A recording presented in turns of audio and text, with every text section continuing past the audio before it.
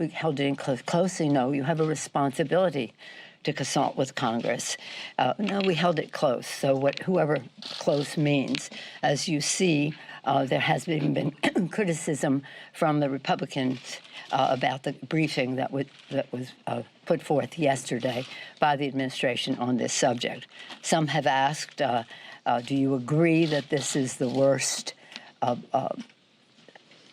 intelligence classified briefing that Congress has received from this administration? As some of you have heard me say, there is stiff competition for that designation of worst.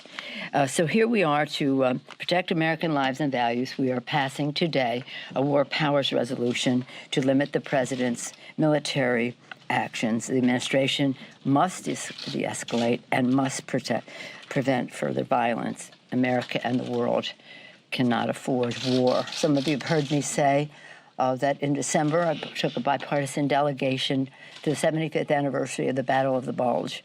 It was just so remarkable to meet our VIPs, were our veterans who served at the Battle of the Bulge, some of them also at Normandy. Imagine the courage, teenagers, most of them at the time. But the compelling message from the veteran who spoke for them, along with the King of Belgium and the Archduke of Luxembourg and the President of Germany.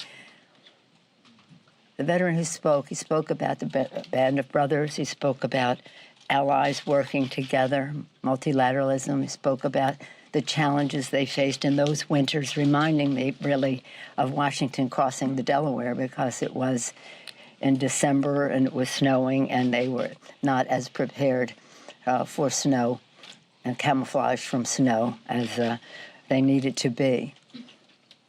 But just seeing their patriotism, their courage, those young people, and this veteran coming to speak for them, 90-some years old. At the end of his remarks, he said, I just have one message, and I don't know if it's appropriate to say, but I will. Pray for peace. Pray for peace. That's what we all do. Protecting the American people is our first responsibility. Protect and defend, an oath we take, not only of our Constitution, but of the American people. Pray for peace. That's what we must do. And so what happened, in the view of many of us, is not promoting peace, but an escalation. Not that we have any confidence in the goodness or the good intentions of Iran, and we certainly do not respect, and I, from my intelligence background, know just how bad Soleimani was. It's not because we expect good things from them, but we expect great things from us.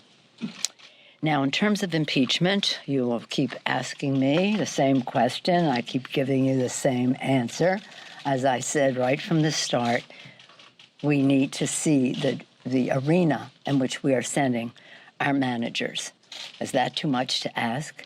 In October, we put forth H.R. 660, which is a House resolution which talked about the terms under which we would proceed further, to further proceed with the investigation, so that people knew what the battlefield would look like.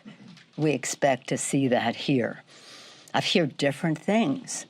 I hear that they might want to, you've probably heard one way or another, some of them have suggested they might want to dismiss.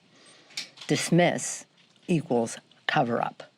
Dismiss equals admission that you're afraid of the facts, the truth, the witnesses, and the documentation.